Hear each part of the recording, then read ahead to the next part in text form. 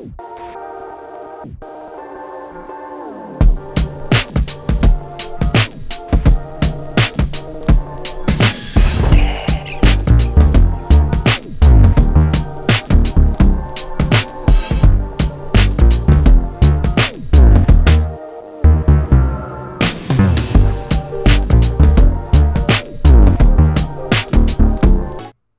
people, welcome back to this channel. Thank you for clicking to this video.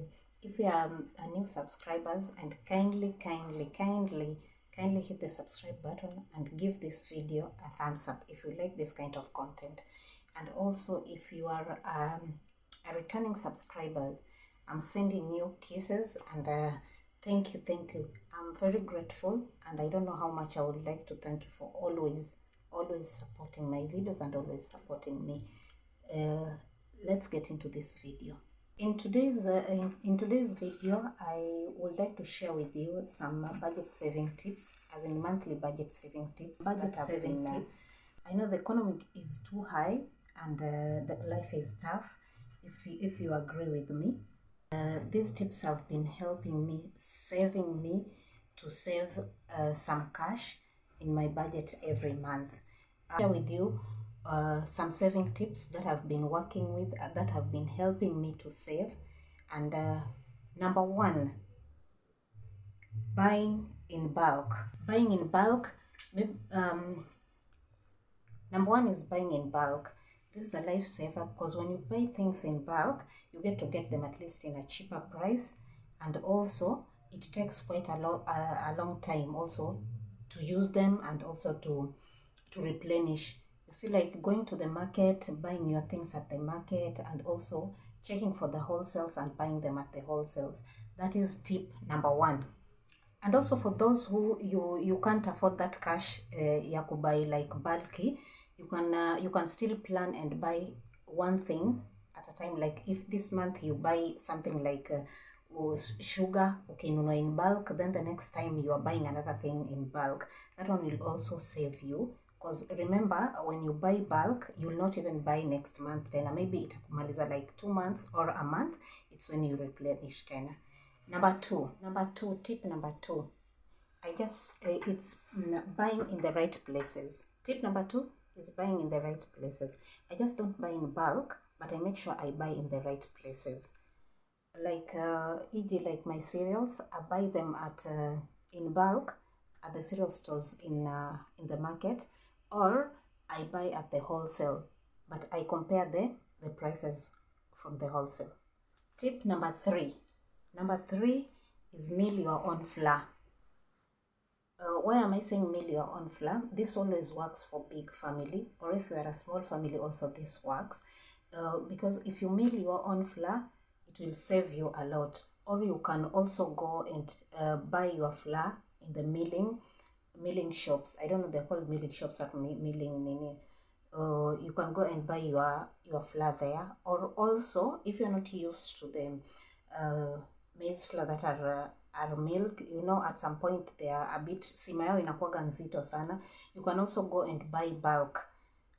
Like you can also go and buy a bundle of maize flour in their outlets zenye huwa they just always sell only maize flour, only flour. So you can take that one and go and buy that one. That's tip number three. Milling your own maize flour, or buying maize flour in a place that is supposed to be bought. Guys, tip number four is make your own. Make your own saves a lot. Why am I saying it saves a lot? Like me, one thing that you can make a lot, you can make on your own. You can go and buy the chemicals, za sabuni, liquid soap. You can make your own liquid soap. You can make your own disinfectant. You can also make your own bleach, which is jik. You can also make your own harpic and you can also make like downy yako. Is it downy inajitaje? Softener. One thing, let me tell you one thing. When you make your own liquid soap, This is, you buy it at around 250 shillings. The whole ingredients, I think they are chemicals from the small shops, the chemical shops zenye zinauzwa. The 250 shillings will make for you 10 liters jerry can of this the 250 shillings. You'll buy the ingredients at 250 shillings. The 250 shillings ingredients will make for you a 10-liter liquid soap, which will take you for at least for a month or for 2 months. That is, apart from going like instead of going to buy like omo utainunua 1 kg na 1 kg, maybe you have a big family, itaisha kabla mwezi haijafika. You can make your own bleach jik. Yeah, jik, it's only 150 shillings. You can buy 150 shillings and make 10 liters of jik. Niambie, how long will you use this jik? It's for 2 months, 3 months. If we si mtu mwenye anawe sana ama you don't have a lot of kufuafua mingi sana, but if you have a family, this will save you. You can also buy your own nini za softener. You can also buy for Harpic. You can also make your own disinfectant. Those are very, very important things, and these are budget saving things. These have been saving me. Tip number 5 is batch cooking. This saves a lot. In fact, if you have a fridge or the people who have freezers, this works. This is a saving. It's a lifesaver because you end up not using a lot of money, because able remember kama batch cook for like batch cooking for 2 weeks ama for a week, utakuwa unaenda tu ukitoa tu zile food, you just warm your food and people eat. Or if you've just steamed them, you just you pre-cook them, then you just ni kukaranga, then people eat. And like every day unataka kwenda kibanda, so to buy these, I also support mama mboga, but I don't advocate for going for kibandas kila siku. This one will save you a lot. And even if you are someone who wakes up early and gets out of the house very early and comes back in the evening, I know when people come back you are a bit tired because of the day that have been hectic. This one will save you, because ukija tu ni kuchemsha chakula, then you are good to go. You just warm your food, or you had batch cook it, but like you just cook what you like. If you are cooking ugali or you are cooking rice and the other things you had already batch cooked, you just pick them from the fridge or the freezer, then you are good to go. Tip number 6 is buy what you need. This is because it's not because we've said you do batch cooking and you also buy things in bulk, so unanunua tu vitu, you end up buying cabbages or you end up buying eggs, and yet like you guys are 4 or 5, like 3 people of you or 4 people of you don't eat mayai, or 4 people in your family don't eat cabbage, then you are there umenunua cabbage kikubwa.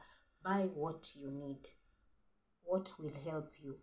Don't go for unaenda kununua malenge and people don't eat those malenge, or you are there, you are going to buy fish and like everyone in your family doesn't eat fish, it's only you who eat fish. Tip number 7 is minimize on your leftovers.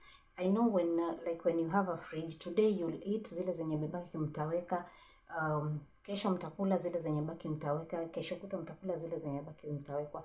What you can do, you can these leftovers can be taken for lunch, like maybe the day that mko nyote nyumbani, or you can choose a day in a week that you will eat all the leftovers, so that isivuke the other week, so that you minimize the leftovers.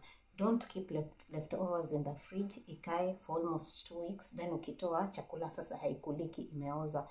Guys, minimize on leftovers. Guys, I've given you 7 tips. If you still go for these small things kwa kibanda na nini, guys, get these tips. These tips will really help you in saving your budget and monthly budget. You'll get to tell, you'll come back and tell me that this thing saved you. Number 8, take advantage of offers. Take advantage of offers. Like at some point you go to Naivas or you go to Quickmart, upate vitu ziko na offer. Unapata maybe spaghetti iko na offer, buy one get one free. Sijui nini iko na buy one get one free. Take advantage of those offers. When you take advantage of the offers, you end up getting like umenunua vitu that will help you even at that time. Even everything, like you will take off the you will take advantage of offers of like food, everything, even electronics, even that's when people run for this. I learned this from a friend, taking of taking advantage of the offers. Tip number 9, girl, this one will save you a lot. Tip number 9, go buy your vegetables at the market. I understand, sikatai, but I understand we always support our mama mbogas. Even me, at some point, I always support them when greens zangu zimeisha. But the day you start buying your vegetables at the market, you'll see how cheap it is. You buy your tomatoes in bulk, zile zenye hazijaiva. If you know how to preserve tomatoes zenye zimeiva, it's well and good. If you don't know how to preserve tomato, you buy zile zenye hazijaiva. So you'll get to know. I'll do a video of how to preserve tomatoes zenye hazijaiva kwa wale wenye hawaweki kwa fridge. Then you go buy your onions there. Instead of kila siku kwenda kubuy tomatoes at 20 and there's kitungu kidogo kidogo. Guys, buying your vegetables at the market saves a lot. You buy your fruits, you buy your greens, you buy your tomatoes, you buy your onions.